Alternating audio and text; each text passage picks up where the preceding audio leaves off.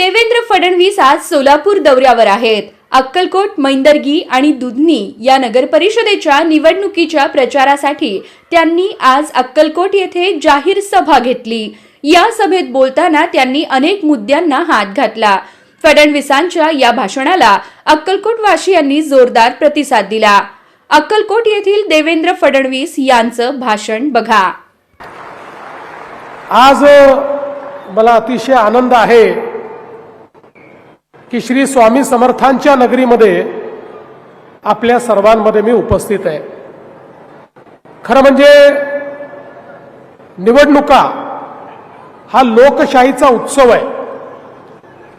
लोकशाहीमध्ये निवडणुकांचं एक अनन्यसाधारण महत्त्व आहे. आपल्या संविधानाने ज्यावेळी आपल्याला लोकशाही दिली त्यावेळी भारतरत्न डॉक्टर बाबासाहेब आंबेडकरांनी या लोकशाहीच्या माध्यमातून प्रत्येक व्यक्तीला एका मताचा अधिकार दिला. टाटा, बिर्ला, अडाणी, अंबानी यांनाही एकच मत देता येतं आणि तुम्हाला आणि मलाही एकच मत देता येतं. अशा प्रकारची व्यवस्था आपल्या संविधानात केली आणि व्यवस्था करून आपल्यावर एक जबाबदारी देखील या संविधानाने टाकली. आणि ती जबाबदारी काय आहे तर देशाच्या लोकसभेकरता आपण मतदान करतो आणि देशाचा प्रधानमंत्री निवडतो. महाराष्ट्राच्या विधानसभेकरता आपण मतदान करतो आणि महाराष्ट्राचा मुख्यमंत्री कोण होईल हे ठरवतो. आणि आपल्या शहराच्या निवडणुकीतही नगरपालिकेकरता आपण त्या ठिकाणी मतदान करतो आणि आपल्या शहराचा अध्यक्ष कोण होईल हे ठरवतो. त्यामुळे आपल्या शहराचं भाग्य पुढचे 5 वर्ष कोणाच्या हाती द्यायचं याचा फैसला हा संविधानाने आपल्यावर सोडलेला आहे. आपण ज्यांना निवडून देतो तेच आपल्या शहराचं काम पाहतात. आपण बघा या संविधानाने काय केलं. एक काळ होता आपल्याकडे राजेशाही होती. राणीच्या पोटातून जो पैदा व्हायचा तो राजा व्हायचा. पण संविधानाने सांगितलं राणीच्या पोटातून पैदा होणारा राजा होणार नाही, मताच्या पेटीतून पैदा होणारा हा त्या ठिकाणी राज्यकारभार चालवेल आणि तो सेवक म्हणून काम करेल. आणि म्हणूनच आज या निवडणुकांमध्ये आपण सामोरं जाताना अतिशय चांगल्या पद्धतीनं हे मतदान या ठिकाणी करायचं आहे. आपला भारत स्वतंत्र झाल्यानंतर जवळपास 60-65 वर्ष आपले राज्यकर्ते म्हणायचे भारत हा छोट्या छोट्या गावांमध्ये राहतो. गावांचा विकास म्हणजे राज्याचा आणि देशाचा विकास. ते खरंही होतं. पण त्याचवेळी या 60-65 वर्षामध्ये राज्यकर्त्यांना या गोष्टीचा विसर पडला की भारताच्या शहरांमध्ये लोक राहतात आणि 60-65 वर्षामध्ये ही शहरं वाढत गेली. अन्न, वस्त्र, निवारा, शिक्षण, आरोग्य, रोजगार याच्या संधीकरता गावातनं लोक शहराकडे येऊ लागली. शहरामध्ये लोक आल्यानंतर राहण्याची व्यवस्था नव्हती. मग अतिक्रमणं झाली, झोपडपट्ट्या तयार झाल्या. ज्याला जिथे जागा मिळेल तो तिथे राहू लागला. हळूहळू लोकसंख्या वाढल्यामुळे पिण्याच्या पाण्याचा प्रश्न निर्माण झाला.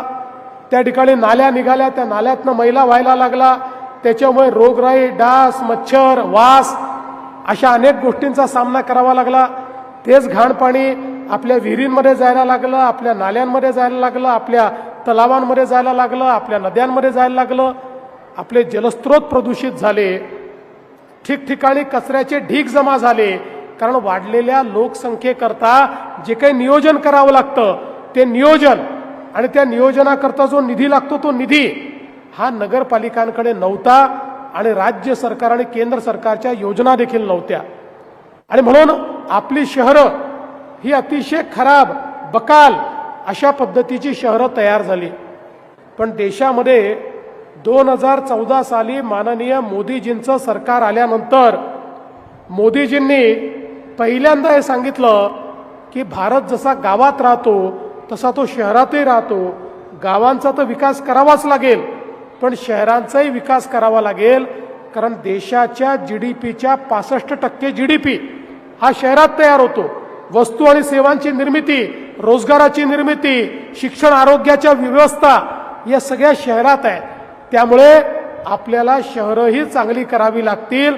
शहरामध्ये राहणारा गरीब, शहरामध्ये राहणारा मध्यमवर्गीय या प्रत्येकाचं जीवनमान उंच केल्याशिवाय भारताचा विकास आपण करू शकणार नाही. आणि म्हणून पहिल्यांदा देशाच्या इतिहासामध्ये माननीय मोदीजींनी लाखो कोटी रुपये हे शहर विकासांकरता, स्मार्ट सिटीची योजना, अटल अमृत शहराची योजना, स्वच्छ भारत शहरांची योजना, प्रधानमंत्री आवास शहरी योजना, अशा अनेक योजना सुरू केल्या. आणि शहरातलं जीवनमान बदललं पाहिजे याकरता मोठ्या प्रमाणात प्रयत्न सुरू केला. 2014 ते 19 आपलं सरकार होतं. त्या सरकारच्या काळामध्ये केंद्र सरकार आणि राज्य सरकार मिळून खूप मोठ्या प्रमाणात आपण निधी देणं सुरू केलं आणि त्यातनंही एक परिवर्तन करण्याचा प्रयत्न हा आपण त्या ठिकाणी सुरू केला. पण मला एक गोष्ट निश्चितपणे या ठिकाणी सांगायची आहे की जेव्हापासनं आपले सचिन कल्याण शेट्टी हे आपले आमदार झाले तेव्हापासनं मात्र अक्कलकोट असो, दुधनी असो, मैंदर्गी असो, इथल्या विकास कामांना खूप मोठ्या प्रमाणात चालना मिळाली आणि मोठी कामं ही या ठिकाणी व्हायला लागली. आज आपण बघा, महाराष्ट्राचा विचार केला, महाराष्ट्राची अर्धी जनता 6.5 कोटी लोक 40,000 गावांमध्ये राहतात आणि तेवढेच 6.5 कोटी लोक अक्कलकोट सारख्या 400 शहरांमध्ये राहतात. 40,000 गावांमध्ये अर्धे लोक आणि 400 शहरांमध्ये अर्धे लोक.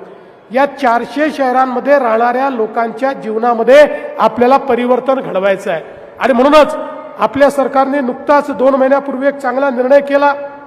कारण आमच्या लक्षात आलं, प्रधानमंत्री आवास योजनेत मोदीजींनी शहरामध्ये राहणाऱ्या बेघरांकरता, कच्च्या घरात राहणाऱ्या, झोपडपट्टीत राहणाऱ्या प्रत्येकाला त्या ठिकाणी घर मिळालं पाहिजे म्हणून आपल्याला पैसा दिला. पण लक्षात आलं, हा पैसा जरी मिळाला तरी लोकांना घर मिळत नाही. याचं कारण त्या ठिकाणी लोक अतिक्रमण करून बसले आहेत आणि त्यांच्या मालकीची जमीन नसल्यामुळे जमिनीचा पट्टा त्यांच्याकडे नाही, म्हणून त्यांना घर मिळत नाही. मग आपण निर्णय केला आणि 2 महिन्यापूर्वी राज्य सरकारने एक निर्णय घेतलाय, सगळ्या प्रकारची रहिवासी अतिक्रमणं ही आता आपण पूर्णपणे मंजूर करणार आहोत आणि त्यांना त्यांच्या मालकीचा पट्टा हा आपण देणार आहोत नियमित करून. आणि ती नियमित झाल्यानंतर आपल्या नगरपालिकेच्या माध्यमातून 2.5 लाख रुपये घर बांधण्याकरता देखील त्यांना देणार आहोत. पुढच्या काळामध्ये कोणालाही आपल्याला बेघर ठेवायचं नाही, अशा प्रकारचं नियोजन आपण करतो आहोत.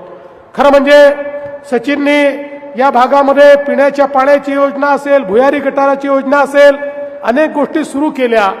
पण आता त्याचा विस्तार करण्याची आवश्यकता आहे. आणि म्हणून येत्या काळामध्ये मी आपल्याला आश्वस्त करण्याकरता आलो आहे, अक्कलकोट असो, दुधनी असो, मैंदर्गी असो, या ठिकाणी मोदीजींनी आपल्याला अमृतची योजना दिलेली आहे.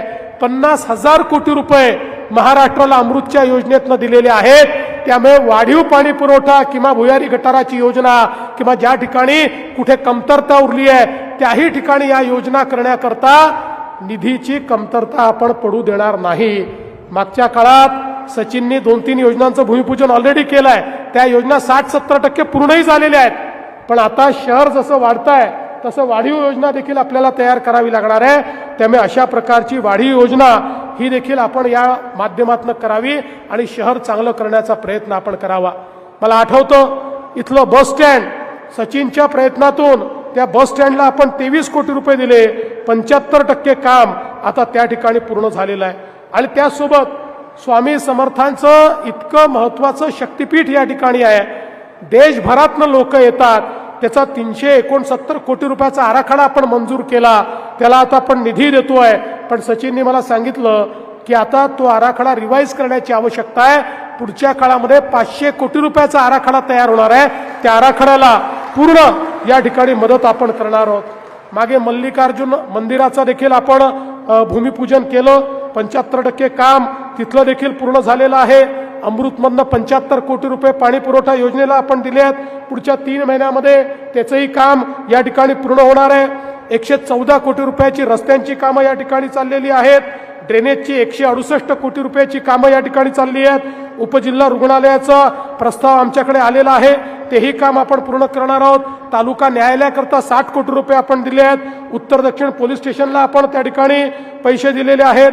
राजेसाहेब निर्मित तलावाच्या संवर्धनाकरता त्या ठिकाणी आपण निधी उपलब्ध करून दिलाय.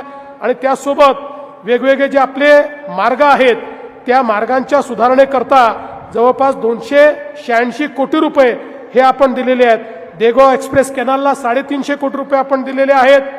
मोठ्या प्रमाणात जे जे आपण मागितलं त्या सगळ्या गोष्टी या ठिकाणी देण्याचं काम आपण केलं आहे.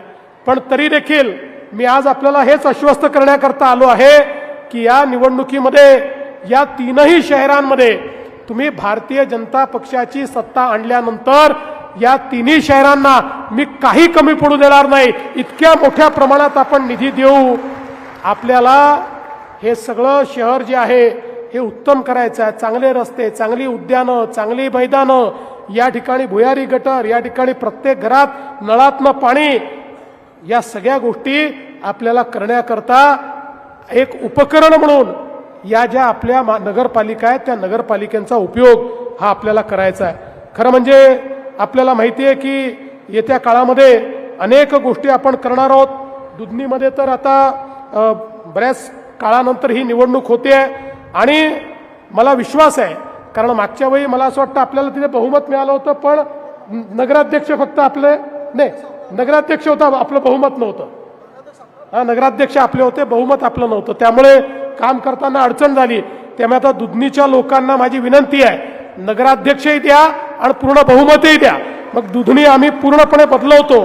कारण आपल्याला माहिती आहे की कुरनूर धरणातनं पाणी देण्याकरता दुधनीला 47 कोटी रुपये आपण दिले आहेत. अंतिम टप्प्यात काम आहे, 3 महिन्यात ते काम देखील पूर्ण होईल.